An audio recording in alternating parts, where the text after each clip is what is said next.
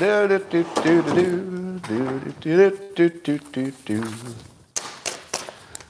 morning, everybody, and welcome to the highlight of human civilization, which, I'll tell you a little bit later, has a timer on it now. We only have 20 million years left, so let's enjoy every moment. And if you'd like to take this up to levels that nobody could even imagine, all you need is a cup or a mug or a glass, a tankard, chalice or stein, a canteen jug or flask, a vessel of any kind. Fill it with your favorite liquid. I like coffee. And join me now for the unparalleled pleasure, the dopamine at the end of the day, the thing that makes everything better. It's called the simultaneous sip. It happens now. Go. Oh, wow. That was a good sip. Well, I got so many stories, I'm going to hit them all quickly. Number one, the Pentagon UFO chief says there's either aliens or foreign powers putting all these orbs up there. And there was once there's a story about a craft of unknown origin that was the size of a football field that once came and hovered over a military base in the U.S. and everybody saw it. Except for the person who was telling the story. Yeah. So lots of people saw it, but we're only hearing it from somebody who talked to somebody who saw it. Totally reasonable, quite believable. So there are many, many eyewitnesses and blurry photos of these UFOs. Now, if you're saying to yourself, damn it, there's no way all these people could be wrong, right? I mean, the best evidence that this is real, that there's some kind of either other country, which even our own military doesn't think it's a foreign power. So it's either something peculiar or another planet or another dimension or something. We don't know. But if you think that the evidence is good because there are so many witnesses, do you know what else has so many witnesses? Alien abductions. Do you remember some years ago that people were being abducted by aliens? Oh, just all the time. I mean, you could barely go for a walk. Was it the 70s? You could barely go for a walk without a UFO abducting you and probing you and dropping you back with nobody noticing. Yeah, it happened all the time. Do you think any of those were real? Well, at the time, a lot of people thought they were real. But then suddenly they just sort of stop happening. And, 10 years goes by and nobody gets abducted. So I would remind you of this when you're looking at this sort of story. There were lots and lots of eyewitnesses for Bigfoot. There were lots and lots of eyewitnesses for the Loch Ness Monster. And ghosts and the Yeti and the Jabra or whatever that's called. What do they call it in Mexico? It's got that cool name, the Jabra something. All right. But it doesn't matter how many witnesses there are.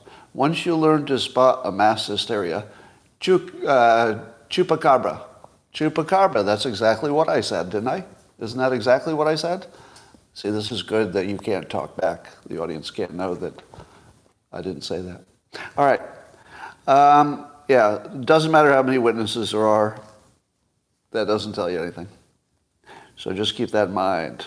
I'm still betting against alien ships visiting the U.S. I'd love it to be true, but I'm going to bet against it. All right. Some scientists and researchers have found that the Earth seems to have a pulse, that every 27 million years everything goes to hell. And by goes to hell, I mean your dinosaurs disappear, or your continents move, or there's mass extinctions and volcanoes and shit. And I guess we are 20 million years away from the next one. So good news, people. We've got 20 million years before the Earth decides to destroy us. Now, why would the Earth have a pulse? Why in the world would it have every 27 million years something happens? I have a hypothesis. Has anybody ever mentioned this? This might be the first time you've heard this. Science is not reliable. That's my answer to how you know there's a 27 million pulse. There isn't. That would be my answer. No, how about there isn't? The most likely explanation is, well, there probably isn't. So that's what I'm going to go with. Dumb science question of the day. Here's a question I probably could have Googled in less than 1 minute. But I'm going to ask you. I had my DNA checked, 23andMe, and I've got Neanderthal DNA, like 2% or something. And a lot of people do, not that unusual. But why don't I have any African DNA? Didn't we all come from Africa? Shouldn't African DNA be the most common DNA for every person on Earth? Or is there some amount of time that goes by and then your DNA is like completely erased by the new stuff? Is it simply that the Neanderthals came much later than the exit from Africa? Is that the only thing that's going on? What do you think? Alien hybrids. What do you think are the odds that there are two different trees of human development? Do you really think it all came from one humanoid when you got all these different humanoids that we keep finding these? I don't know. There's part of me that thinks maybe there's something about nature that will create a humanoid if you waited a long enough time. Like maybe humanoids are just sort of guaranteed by evolution. That's a possibility, right? So that you just get a few of them from different places. Is that possible? Doesn't seem possible, does it? But it also seems weird that we wouldn't have any African DNA. You want to know how to end racism? I have an idea for ending racism. You ready? Pass a law that's a requirement that everybody take a DNA test, and they have to publicly publish their results. So you could check anybody's DNA anytime you wanted. Do you know why that would end racism? Because it would give you new things to discriminate about that were more detailed. And you'd be like, there's no way I'm going to hire some bastard with an earlobe that's not separated.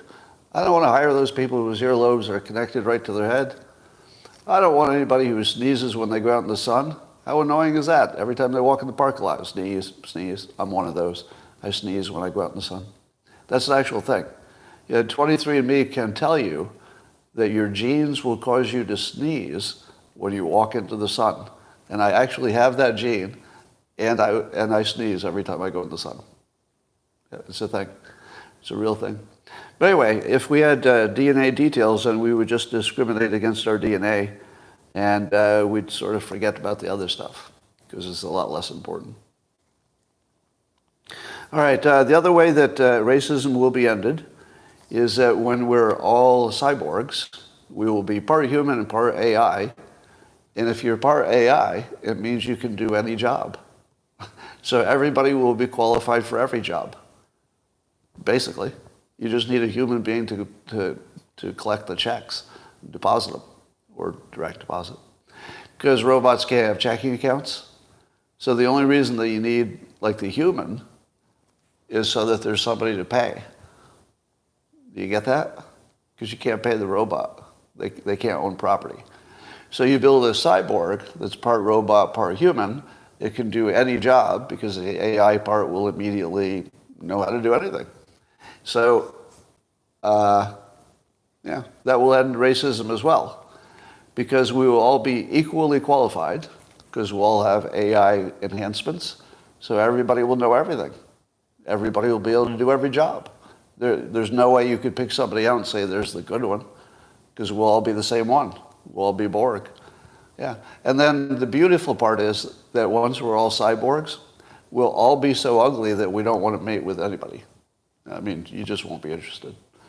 So that's good. I have a young friend who is telling me so that everybody he knows under the age of, let's say in their 20s. So it's a young person who knows lots of people in their 20s. Do you know what he says about his peers who are in their 20s? They're all communists. They're all communists, like really, really flagrant communists. And they actually say that about themselves. And they talk about it, on Twitch and stuff. That's a real thing. And he also says that almost nobody in their 20s seems to be capable of holding a job. And he doesn't know many people who have one. I mean, he does. He's got a good job. But he doesn't know many young people who have a job or any potential to ever have one. In other words, they just don't look like people used to look. They're just different. So there's really something happening there. Well, Elon Musk went on Lex Friedman's podcast. I guess it's the fourth time he's been on there. He always makes news, but he said a few things that I agree with. So Musk said, if AI cannot figure out new physics, it's clearly not equal to humans. Now that's interesting. So he says, physics is basically the real knowledge, and then everything beyond physics is sort of a point of view. It was a slight exaggeration, but you get the idea. That if humans can still invent or discover new physics laws, but AI can never do it, no matter how hard it tries, then the AI is not as smart as humans. It's just using things that humans have already discovered. Now, does that sound familiar? Does that opinion sound familiar? Have you heard it before? That's what I'm saying. So I've been saying, my version of it goes like this. My version is that AI can never be smarter than the smartest humans in each field. So I've presumed that there's a natural cap to how smart the smartest AI can be. Now this is counter to, as far as I know, counter to every expert's opinion. I believe 100% of experts disagree with me. But that's why it's fun, because it's the ultimate contrarian view that it can't get smarter than the smartest human. Now, part of the reason I say that is the way humans are. Suppose for a moment you built an AI that was so smart it actually understood the nature of reality, like the real stuff, the stuff that you and I have no access to, and then it told you, I am now the super AI. Listen to me, mere humans. Here is the nature of the universe. What you really are is a simulation, or what you really are is the Islam got it right. They were totally right. Everybody else got it wrong, or whatever it is. What would the humans do if they learned the actual truth of reality? What would the humans do? They would turn off the AI. Or they would reprogram it so it stopped saying crazy shit like that. Yeah. We would not have the ability to recognize a truth that's above our intelligence level. So we would deny it, and we'd turn it off, and we'd start wars over it. But we wouldn't believe it. We definitely wouldn't believe it. That wouldn't happen. Now, the only thing that you could do would be, Elon Musk is the perfect example. If the AI created a rule of physics that then we humans could go out and test, and it tested out, and it worked every time, well, then you'd have something. But I'm of the opinion that just won't happen, unless it's brute force. Maybe brute force by coming up with so many different ideas that one of them works. That wouldn't be nothing, but it would still be just random. All right, the other thing that Musk said that's interesting is that he thinks that what Israel should do is conspicuous acts of kindness, because obviously there's nothing you can do about the fact that too many people are going to suffer and die in Hamas, in Gaza. But Elon's idea is that you should, literally create field hospitals to show that you're caring about, the people and their injuries. Put a webcam on there so the entire world can see that Israel's caring for the people who need the care. I'm going to disagree with Elon on this one because there's an assumption you would have to make in order for this to be a good idea. If the people you're trying to convince are the people in Gaza, then the question you'd have to ask is, what was their starting place? And I've never seen anybody explain that. And here's what I mean. If the starting place of the civilians, the non-Hamas combatants, if the starting place for the women and children and the non-combatants was, Israel isn't so bad. They got some pluses, they have some minuses. Then you could do that. Then that would be a good strategy, would be to emphasize the good parts of you and try to win over the people who were at least a little bit unbiased about who you were. And you might be able to nudge them a little bit in your direction. But is that the situation? Is it a balanced and unbiased population? Because they might be persuadable. But I kind of doubt it. If Hamas has been in charge for a while, one assumes that the information, situation is that Hamas has brainwashed at least all of the children. So the children are just a lost cause at this point. I hate to say anything that's mean about children, but I don't know of any way to unhypnotize mass numbers of children. I mean, unless you actually made it a project to deprogram them. But you'd have to say that. You can't just hope that they read the news and they read the right part of the news. You can't hope that they see a video about a mobile hospital and they're going to change their minds. I mean, so here's what I love about Elon's opinion and what I disagree with. What I love about it is he's kind of, I don't know if you've noticed, but he's smart. Has anybody noticed that? Elon Musk is smart. I don't know. It's one of those things I've noticed. I don't know if you've noticed. But the best thing he could do is to continually push for peace and kindness. At the same time, he notes it's probably impossible. Now, I hate to say that those two conflicting, semi-conflicting, or maybe 80% conflicting ideas don't make sense when presented at the same time, except they do. Because he's very clearly saying, what would be the ideal, what to shoot for, but also not crazy, and he knows that there's a real-world situation. But as a leader, and Musk is a leader, unelected, but he's clearly a leader in America and maybe other parts of the world. For him to always consistently be on the side of life and peace is exactly the right look, as long as he's not being crazy, right? So he's acknowledging the difficulty of everything. So in that context, recommending conspicuous acts of kindness, it's a step in the right direction. And it's good for the framing, it's good for the world, it's good leadership.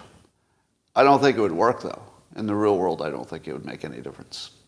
Now, that said, I'm 100% in favor of doing it because the base of the idea is providing a hospital for people who need a hospital. So that part, let's make sure that people have hospitals. But if you have a weaponized public, here's the other thing that might be flawed with Elon's opinion. And again, as an ideal, it's a perfect opinion. But in the real world, little trouble. I don't think Israel has any intention of repopulating Gaza. Do you? Because it would be crazy. And they're not acting crazy, are they? I mean, they're acting like somebody who just got terribly attacked and they're responding in the most aggressive way. But that's not crazy. It's exactly what every reasonable person would have done in the same situation. But to me, allowing it to be repopulated with a group of people who have been radicalized and weaponized to some extent, I don't know to what extent, but if 20% of them are radicalized to want to kill you later, I wouldn't repopulate it. I would look for any solution that's not populating it.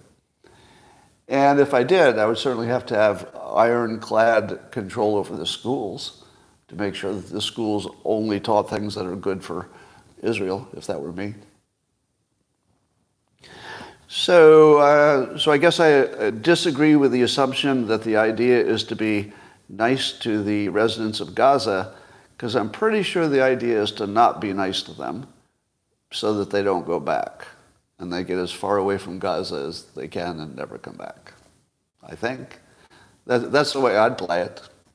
I mean, if I were Israel, I would never let that be repopulated. And not because it's kind and not because it's cruel. You just don't have another choice. Like, if there was some other choice that is far more, kind to the Gaza residents, I would pick that in a heartbeat. I don't see a choice. So if anybody has one, that'd be great. Oh, here's some news that made my heart happy. A publication called Jezebel, called the Pioneering Feminist Website, will be shut down. I guess they lost their money, and they're out of business. Now, if I could summarize the staff of Jezebel, they are sexist pieces of shit and have been sexist pieces of shit for a long time. In fact, they were the first group to jump on my first cancellation. This was many years before the recent cancellation, in which they took something out of context and reversed its meaning. It was something in which I was mocking men, and they turned it into really mocking women, the opposite of what it was, and then defamed me across the internet. And then when anybody looked for my name, they found their fucking story that was completely made up because they just read something and reversed it. How happy am I that they're going out of business? Pretty happy. But it's not all bad news, although all the staff will lose their jobs. Their timing is good because I hear Hamas is hiring. So, perfect fit. Vivek Ramaswamy provocatively said he wants to build a wall between the United States and Canada. Now, let us talk about the excellence of that idea. Number one, have I ever told you a million times in a row that when Trump said build a wall in the southern border, it was brilliant because it was visual and there was an argument for it. But then he added the Mexico will pay for it, which was fun. But, if you took it too seriously, maybe you shouldn't have. But I feel like the Canadian border, we could actually get Canada to pay for it. Now, my idea would be to have a 2-drink minimum for entering the United States, just for Canadians. Right? I think this could pay for it. You can come go as often as you want, as long as you've got a visa, passport, whatever. Come in as much as you want, but it's a 2-drink minimum every time you come in. I think that would pay for a wall across the entire Canadian border because, they like their Molson, is what I'm saying. Now, does it make sense? Absolutely yes. I believe that we have a mortal threat, an existential threat from Canada, because everything indicates Canada is going to be lost. I think Canada will become an Islamic nation. So we might have more members of Hamas in Canada at some point, the way it's going, right? If you straight line it, it's disaster in Canada. It looks like they're on a road to complete ruin. So I wouldn't want a dictator up north, and I wouldn't want them importing a lot of people who want to destroy the United States. So we might want to get started on that.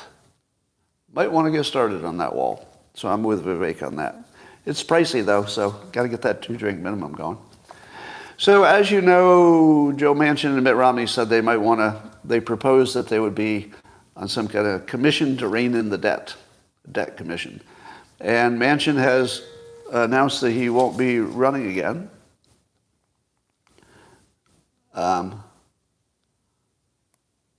Covering, okay.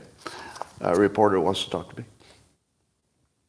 Anyway, so Joe Manchin's not going to run for Senate again, which makes sense because Mitt Romney is not running again. So they would be the two kind of centrist senators from each side, the ones that are more likely to cross the... They're really the perfect team. Honestly, that's just the perfect team to be looking at the debt. Now, is there a reason to look at the debt? Well, yesterday the U.S. government tried to borrow $24 billion, and it was a huge disaster because we couldn't find anybody who wanted to buy American government debt. And so the interest rate that we would have to offer somebody for these debts is going to go off the chart. We're now at the rate where we pay $1 trillion per year in interest. $1 trillion per year in interest. You realize this is a fast path to complete destruction of the country if it doesn't change. But I do like this, Romney Manchin approach. Maybe they could come up with something. And here's where Mitt Romney is strong, right? Finance. Big finance that's his background. However, there's some thought that Joe Manchin would run a third party as a third party. If he did that, then it doesn't make sense for him to be on this commission. Would you agree? I don't think he should do both, because the beauty of being on that commission is that you would seem somewhat independent from the current politics. But if he's running for president, anything he does in the commission will be poo-pooed as political. But we better do something. Better do it quick. So I like all that. Now, the Wall Street Journal had a story, there was an NBC poll they were looking at, that said if there were no third party, according to one poll, Trump and Biden would be neck and neck in at least the national vote, if not the battlegrounds. But as soon as you throw in any third-party people, whoever they are, it goes to Trump. So Trump will win if there are third parties. That seems to be the message. Except there's some thought that RFK Jr. might take more from Trump, but I think that's uncertain. To me, that seems uncertain. So, here's the bottom line. Your vote will not decide who the president is. I hate to tell you. Your vote will not decide who the president is. Because if everybody does what everybody always does, which is what the poll would seem to indicate, you're going to all go there, you're going to vote, and it's going to be too close to call. And the only thing that will matter was which third parties decided to run. That's it. So there will be maybe 4 or 5 people whose actions completely decide who the president will be. RFK, who are the other ones? Remind me. The Harvard professor who's running is, I forget his name. Somebody give me his name. Is Jill Stein running? I don't know Cornel West. Yeah, Cornel West. So if somebody pulls off 2 or 3% from Biden, that's the end of the story. So Cenk, but wasn't there a story that he wasn't born in the United States? Was that fake? I just don't know if that's real or not, because you can't trust anything. Might have been fake news. Anyway, we'll keep an eye on that. But your vote won't matter. I mean, you still have to vote, otherwise it will matter. But if everybody votes the way they say they will, the vote won't matter. It will only matter who else ran. Is that messed up or what? How messed up is that? That basically, 3 to 5 people will decide who's president. And you'll just do what you have to do, but it won't decide who's president. So, there's that. Anyway. There's a millionaire who's famous. His name is Brian Johnson. He's 46 years old. He's famous for doing all these anti-aging things. So he's spending millions of dollars to try to reverse his aging using supplements and modern techniques and stuff. But he made the news because he's got a new claim. He's trying to make his erection the same as when he was 18. So what he's using is some kind of shock therapy in which he attaches something to his penis and then shocks it at night while he's sleeping. And then the shock is sort of like a cold plunge or a lot of other things like that, where it sort of mildly hurts his penis, but when it recovers, it comes back stronger and turns it into an 18-year-old steel rod that lasts 10 seconds or something. I don't know if it doesn't last as long. I don't know about that part. But the important part of the story is that he has 3 kids, and I don't know how old they are, but if they're on social media, they might be the 3 unhappiest children in the United States. And that conversation around the dinner table goes like this. Hey, Dad, what are you up to on social media today? Just looking at your...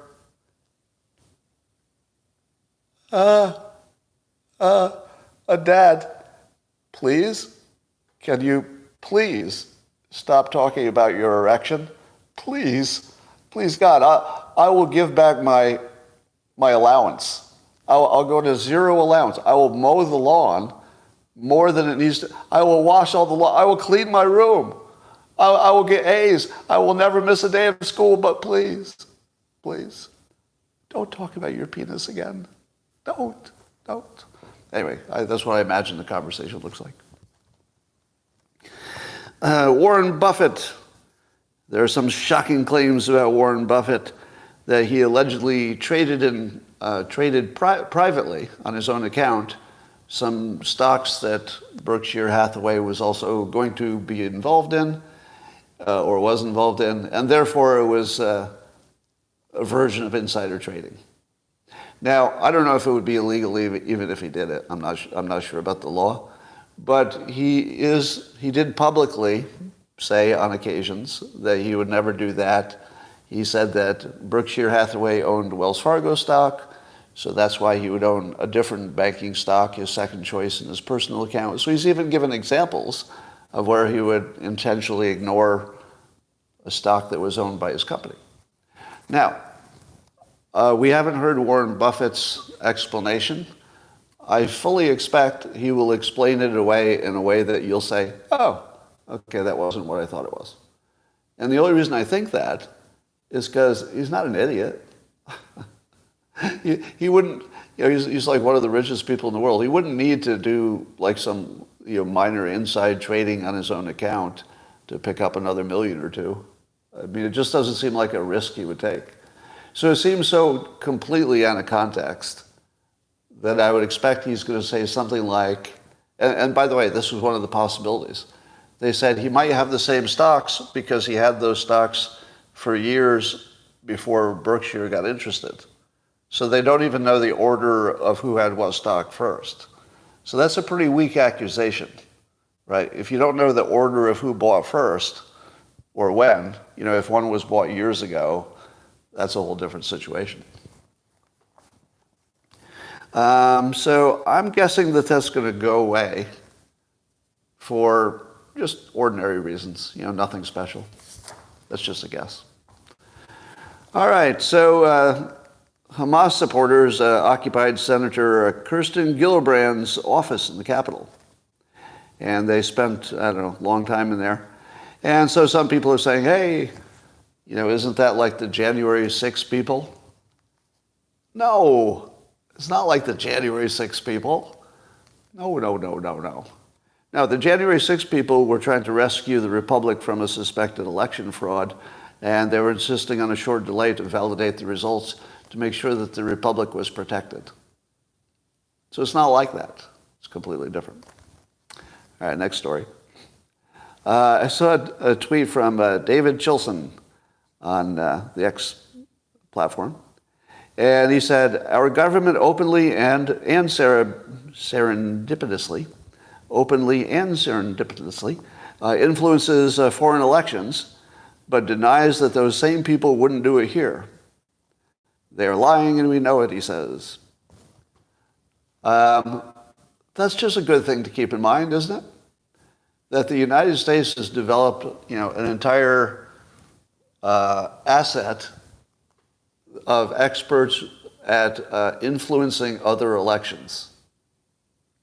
I wonder if those same experts might ever band together to pull an op, such as a letter saying that the Hunter laptop might be Russian disinformation. Of course that influenced the election. Of course. Yeah. Is anybody dumb enough to think that our intelligence agencies are not trying to influence domestic elections? Of course they are. But, I don't know which ways they're using. They could be whispering in the ears of, captured politicians. They could be making sure that some issues get more attention or less attention. They could decide what clever persuasion works best and then just whisper it to their friends. So it looks like it's coming from ordinary politicians, but it's a weaponized, strong version of persuasion. There are a million ways they could do it. They could get money from the cartels and launder it and then donate it to politicians they like. They could threaten the press and say, I'm not going to give you any more scoops if you write stories like that again. There are a million ways they could do it. Even Schumer said, what do you say? There's a million ways from Sunday that they can get back at you. Imagine a top-level Democrat telling the country directly that the intelligence agencies might not be on their side and would, not might, would get revenge on a president. I think that got way too little attention. The Schumer matter-of-factly said that the intelligence agencies of the United States would take down a president. He said that directly. And he wasn't joking, and he didn't take it back. He never took it back, did he? I don't believe he ever said, I didn't mean that, because he meant it very much. And it's true. Right. So just keep that in mind. Elise Stefanik, who's a member of the House, just filed an official judicial complaint about Judge Engoron, the Trump judge, the one whose wife is allegedly a big anti-Trumper. Laura Loomer had that scoop. But the judge himself seems blatantly and obviously biased. So she's got this complaint. I don't know if that'll go anywhere, but I'm glad it's happening because it's exactly the right complaint at the right time. All right. I invented a word today. You've noticed that a lot of Democrats seem to be anti-Semitic because of the Gaza situation. It's more obvious. I would call the anti-Semitic Democrats anti-Semocrats. Anti-Semocrats. I don't know if it'll catch on. I just like how it sounds. Anti-Semocrats. All right. My favorite story that might not be true is the Georgia pristine ballots. All right, the story goes like this, that in Fulton County, one of the key counties in the 2020 election that was disputed, the claim, the allegation, is that there's a locked room with up to 150,000 ballots that are clearly and obviously fake and printed on different paper, but were counted. So that's the allegation. What do we have to back the allegation? Well, there are 3 people who have, I guess publicly, sworn in court that they all saw the same thing, which is these pristine ballots that don't look like real ballots. They say on the wrong paper, and all filled in with Biden as the winner. Now, 2 on the nose. Yeah, we'll get to that. Now, what else we know, besides the 3 witnesses, is that there have been legal actions to try to get that room opened, and it went to a higher court, and the higher court told the lower court yes, you have to make those available. And the lower court is dawdling. So the reason it's been so long is that the lower court dawdled and dawdled and dawdled, and then said you can't have access to it. So it got appealed to a higher court, and the higher court said, nope, you got to go back and give them access. But the lower court, well, I guess they're busy.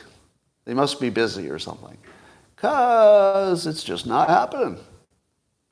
But the claim is that they're in that room, and all you have to do is open the door, and everything that Trump said will be proven. That's the claim. There's one lock on one door. You just have to open it, and you will see obviously and clearly that the election was a fraud. Now, that's the claim. I'm not saying it's true, because remember, virtually all the election claims have been, proven not true. Some smaller ones, yes. But nothing that would change the election. Well, here's some new news. 2 lawyers who were on the defense, on the side of, I guess, defending against the claims, suddenly quit. 2 of them at the same time suddenly quit. Just about the time that door might be opened. So you got 3 eyewitnesses who have said in public and under oath. You've got a locked room that some court is inexplicably denying access to. Can you think of any valid reason that a court would not let you look at those ballots? There is none. No, there is no valid reason for that. You could think all day long, and you would never come up with a valid reason that they can't look at them. So you've got that sketchy happening. So here's my prediction. The lower court will grudgingly allow access to the room, and it will be empty. That's my prediction. And there'll be a story about somebody unauthorized removed them, like janitors or something, and that the unauthorized people who removed them died mysteriously recently in just a natural accident or maybe some kind of a crime. Because if it's true, they will have to kill people to keep that a secret. Would you agree? If it really happened, and I'm not saying it did, we'll just wait and find out. If it happened, they're going to have to kill somebody to keep that secret, like actually kill somebody. So that's my prediction. Access to the room, the ballots will be missing. The person who is the only one who would know what happened will be deceased in mysterious consequences, a mysterious situation. Want to bet against it? Anybody want to bet against me? It's a pretty good bet. I wouldn't bet against it, but it's a pretty good bet. Yeah, it might be suicided. However, here's what I like about this. The best part of this story is I've been telling you for a long time, and I think you can all confirm that I've been saying this for a long time, that there's something about our reality, whether it's a simulation or what, that likes to serve up reality in a 3-act movie. Now, for Trump, the 3rd act would have been the January 6th stuff and then all the legal problems. And most of the January 6th stuff, the biggest problem revolves around his claim that the election was rigged. The ideal 3rd act that would make this the movie of all time is to open that room and find those ballots in there and prove that the election was fraudulent. Now that would be awesome. You know what would be more awesome? This won't happen, but just imagine it. The Supreme Court rules that the 2020 election was in fact rigged, wait for it, and installs Trump for 4 years without an election, cancels the election. It'll never happen. But imagine it. Would you think that was unfair? If you were running against Biden a 2nd time, let's say Biden is a nominee, and let's say they found out for sure that Biden's team cheated in the last election and he got 4 years out of it. The fairest outcome would be to cancel the election and install Trump for 4 years. Am I wrong? Would that not be the fairest? Because you know why? Because you wouldn't be able to trust that the 2024 election wouldn't be bent again. If you proved it happened in 2020, that's very hypothetical, speculative, the Supreme Court would be reasonable to say, there's no way we're going to trust this election again. Trump, you just won the election. You're president for 4 years. Now that would be the greatest movie of all time. Now you could even make it better. Imagine it better. Imagine the opening of that room is delayed for a year. The election happens. Trump is leading in the polls, and then mysteriously he loses in a close election. Yet he was leading in all the polls. And then the door is open. We find out that 2020 was rigged. Then the Republicans say, if 2020 was rigged, how could we trust Joe Biden in this election? And then the Supreme Court reverses the result of the election and gives it to Trump. Could it happen? I don't think it can, because I don't think the Supreme, it seems more likely they'd say redo the election or something, because I don't think they want to decide who the president is, if they can avoid it at all. They've done it before, but I think they would like to avoid having their fingerprints on who the president is. All right, so the strongest evidence that the ballots are faked and they're in that room is that the three-act play, it just feels inevitable. I've never felt anything that felt more inevitable than Trump getting the most unexpected good news, which is that he was right about the election, before the election. By far, that would be the third act of all third acts, the comeback of all comebacks. It would be one of the greatest American history stories, and it would be worthy of the greatest showman in American history. Yeah, I feel like he deserves no less than the best show, because he is the greatest showman of all time, in my opinion. All right, so I'll keep an eye on that. I bet against it, but it's fun. Matt Gaetz continues doing awesome things. He's trying to stop the FBI from getting a $300 million new headquarters. But it's not that he's just trying to stop them. It's the way he says it. Here's what Matt Gaetz said in public, in Congress, I guess. The FBI, they believe the FBI should be rewarded with a new $300 million headquarters, larger than the Pentagon, because their building is, quote, crumbling. And Gaetz says, guess what? Our country is crumbling when a weaponized security state targets the civil liberties of American citizens because of their politics. And then he says, those in the J. Edgar Hoover building should sit in that rat-infested building until they get their act straight. Stop making me love you, Matt Gaetz. Damn it. Like, I don't want to have a crush on a dude, but I don't think I can like that any more than I do. That's as much as I can like a statement. They should sit in a rat-infested building until they get their act straight. Endorsed. Endorsed. That's exactly what should happen. They should sit in a rat-infested building because that is where their reputation is with the American public. Just sit with the other rats. Now, again, you know, it's worth saying most of the employees are just good people, good Americans. You know, we're talking about the leadership only. All right. So it looks like we got some fun coming.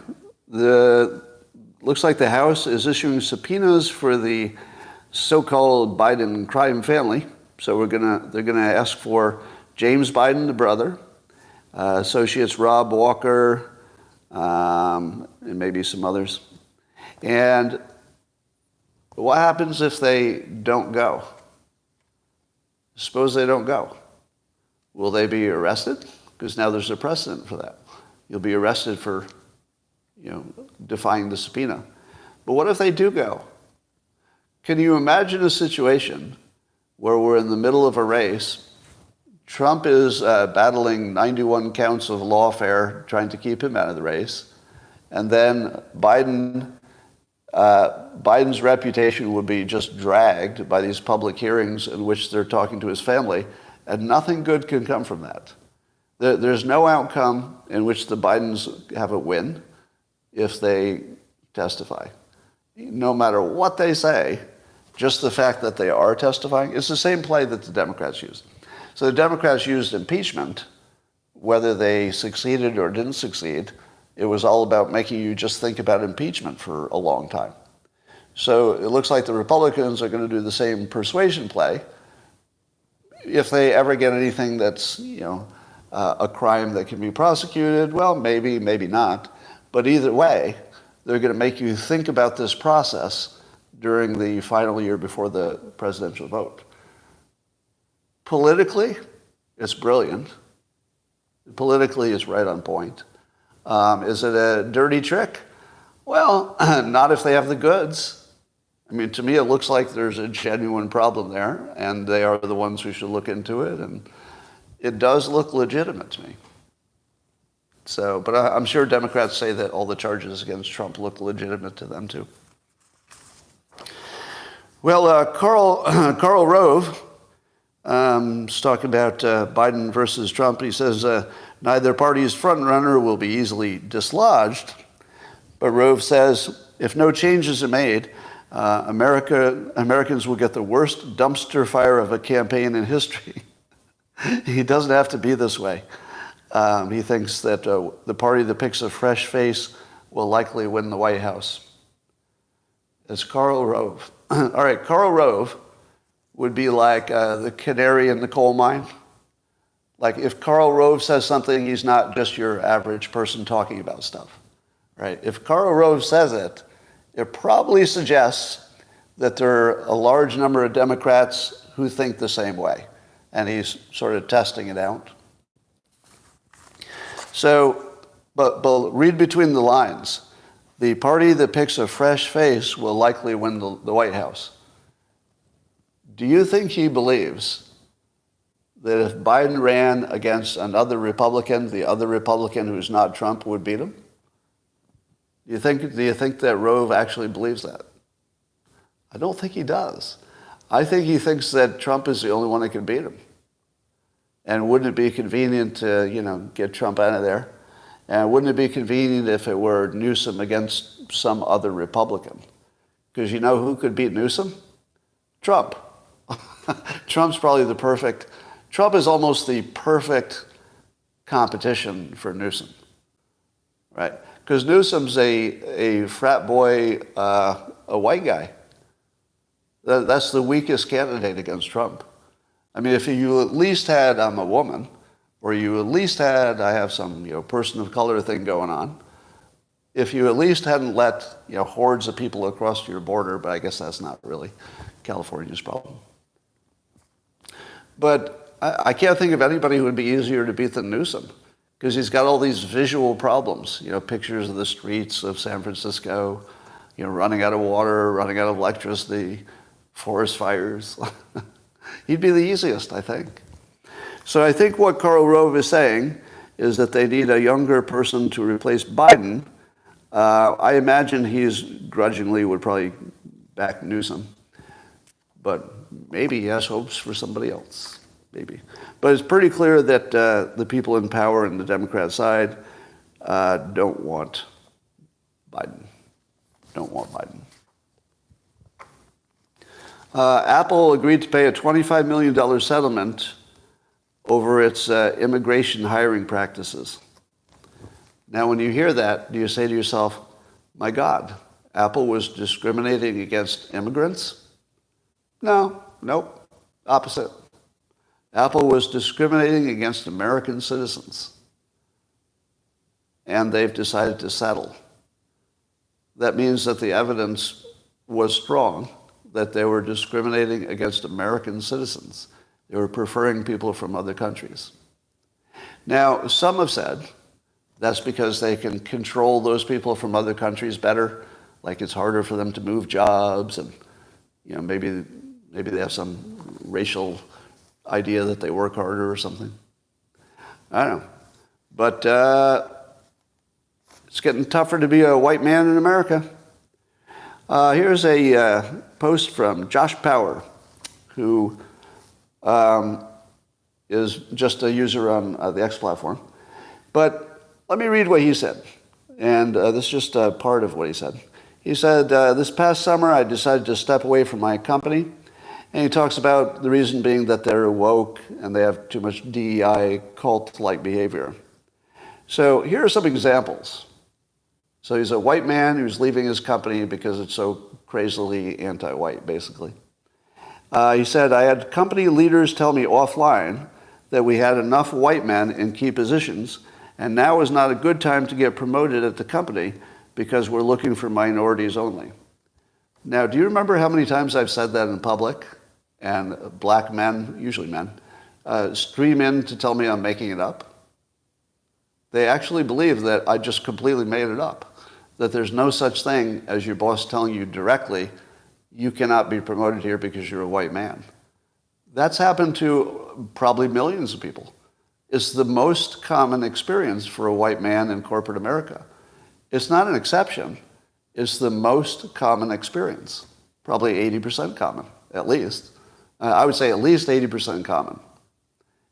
And black Americans have no idea this has ever happened. Now, a lot of our racial problems are because they don't know this news. Have you ever seen anybody report it? Have you ever seen the New York Times do a big story about how white men are told directly you cannot be promoted, and have been for 40 years? 30 or 40 years? Consistently for 30 or 40 years. It's never in the news. Never. And people watching me right now still think I'm making it up. And people will think he's making it up too. But there's more. So Josh said he also got in trouble for using the word female at work. That's right. He got in trouble for using the word female. Do you know why? Because women is the more inclusive word, because female kind of indicates a biological reality, whereas woman is more your choice of gender. So he said female. He said something like the company had this many males and this many females, and he got in trouble because the inclusive word was women. I've never even heard of that. This is the first time I've ever heard of that. Have you? Have any of you heard of that? I've never heard that female was now an insulting word. All right. But there's more. He said, our leadership team used to start all hands meetings with, and he gives like an example. Hi, my name is Mike, and my pronouns are he, him, and I'm a straight white male with brown hair and green eyes, and I want to acknowledge the land we're on was stolen from the such and such people. And he says, I'm not exaggerating. That's how far many of them took this stuff. That's real. That's a real situation. So he left. Now, so Apple is discriminating against American citizens. This gentleman worked at a couple of large companies, which he mentioned, that just directly discriminated against him and were being ridiculous. And so I asked this question. I'll just ask this question. Suppose, let's say, women had a list of companies that are really good to work for if you're a woman. Would that be legal? Just a list of, best places for women to work. Would that be legal? I think so. I think I've seen that before. I've seen people, recognized as a great place for women to work. How about if you're black? Could you put together a list of the best companies to work for if you're black? Probably. It might even exist. I don't know. But nobody would have a problem with it, would they?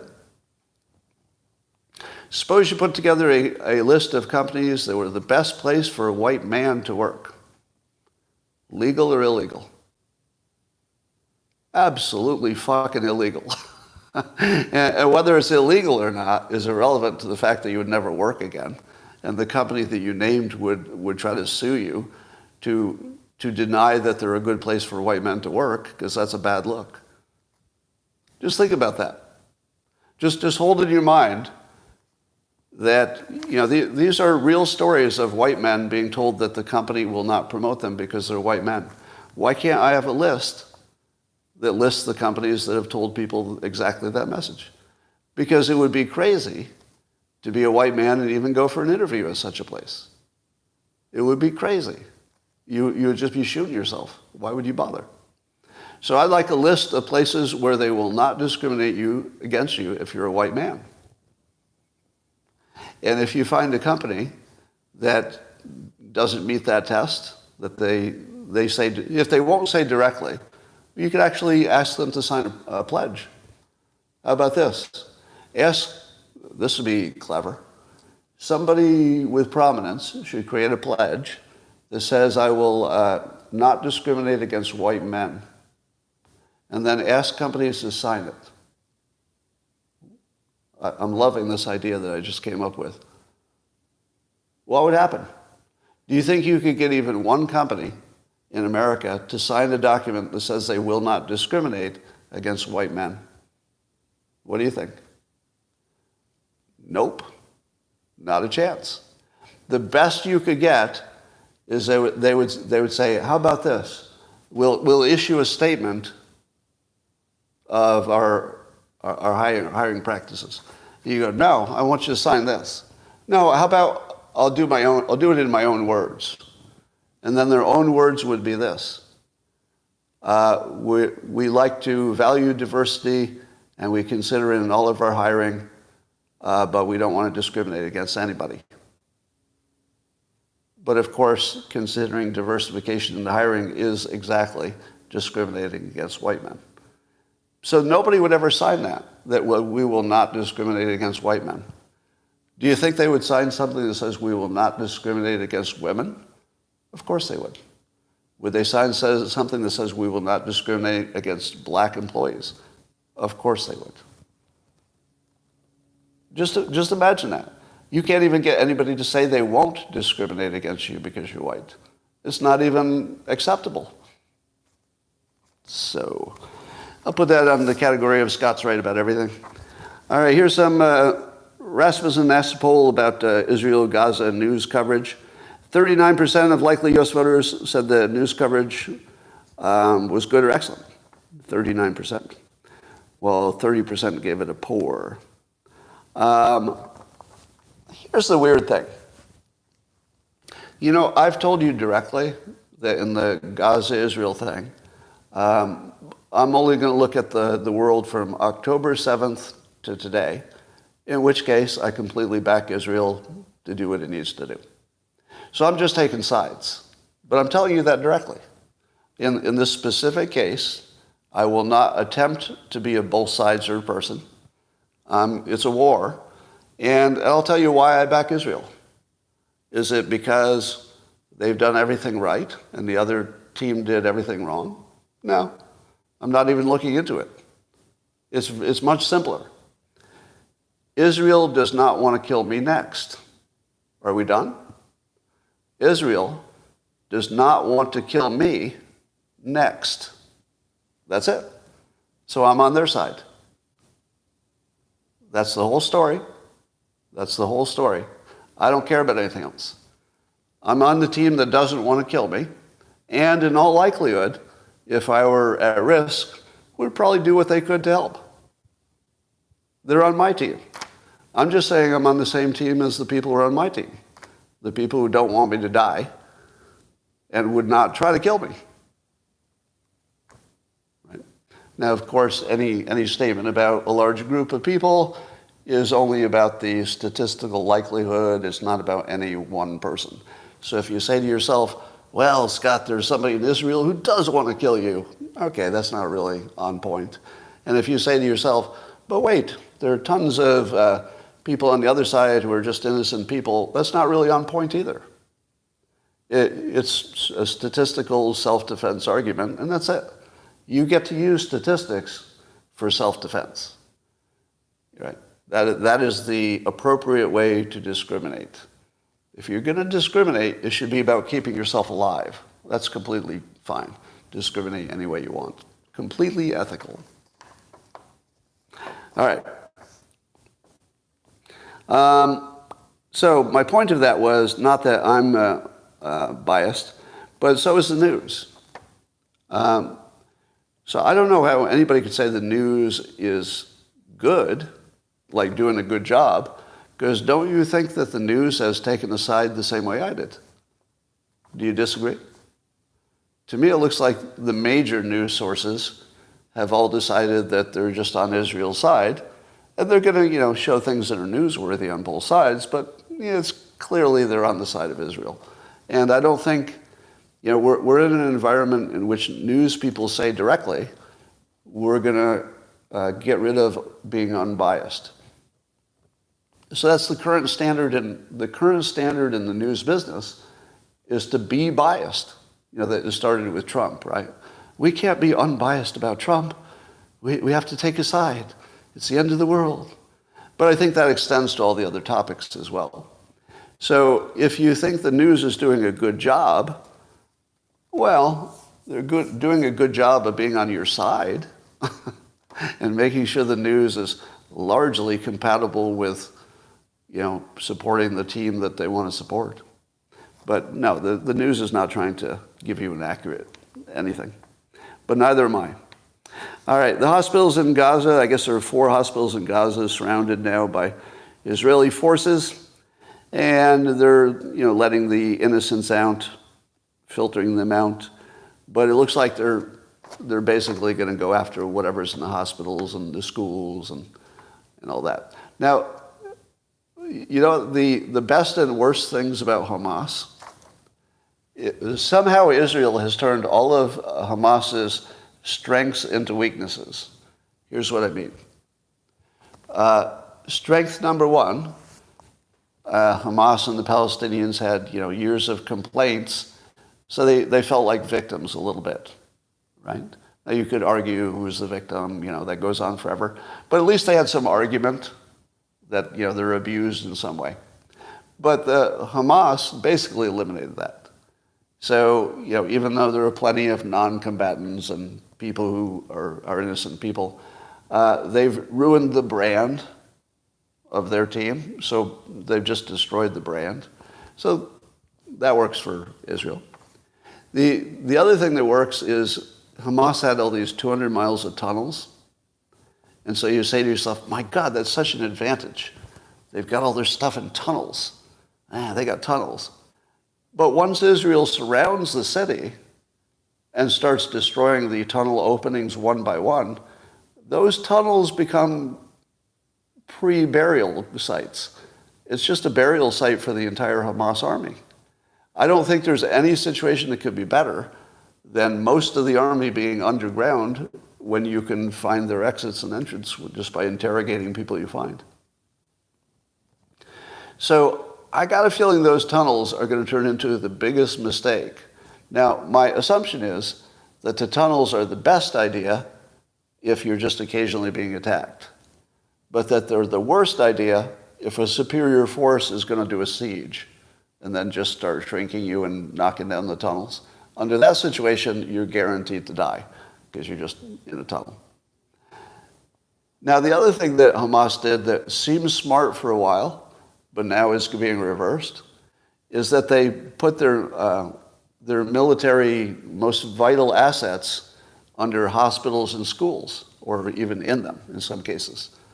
So that seems like a good idea, right? Because it keeps them from being bombed. Until there's a siege. It's a great idea until there's a siege. Now you've got boots on the ground. And do you know what the Israelis are doing? They're going directly to the headquarters. So they just surround the hospital because they know below the hospital and in it is all the good stuff that Hamas is trying to protect. So instead of being this ultra clever place to keep them from being bombed, it turned into the biggest indicator of where their good stuff is, so they just surround it and take it. I think that everything Hamas did worked until you get a siege. The moment it's a siege, all of their advantages turn into the biggest disadvantages in the world. Now take the hostages. Hostages would be an advantage for them, right? No. Every day they hold the hostage is a day that Israel's backers say, as I will right now, do whatever you need to do. I don't even need to know. As long as they have the hostages, Israel has an open hand, free hand, we'll say free hand, to do whatever they want, according to its supporters anyway. You know, its enemies will still be enemies. But every part of what Hamas did was a good idea until the siege started. And now they just gave Israel a perfect validation for doing the siege, doing it the way they want to do it, doing it slowly, which is the right way to do it. They should do it slowly, because I think Hamas if you have a siege, the people that are being sieged get weaker every day, and the siegers probably stay the same or go stronger. So doing it slowly, so that you can argue that you were doing what you could to get the innocents out, was exactly the right answer. And if you really want to be a bastard about it, killing Hamas quickly would have been the kind thing to do. Keeping them in their tunnels for weeks, waiting to be buried, would be the worst thing you could do to them. And under these circumstances, Israel might want to do the worst thing that can be done to them. And that's what they're doing, a slow squeeze. So that, ladies and gentlemen, is the news that's fit to talk about. Probably, once again, the best live stream you'll ever see. Thanks, YouTube, for joining today. And just looking at some of your comments. Yeah, 10 out of 10. Best time you've had today. All right. Thanks for joining, and I will see you tomorrow, YouTube.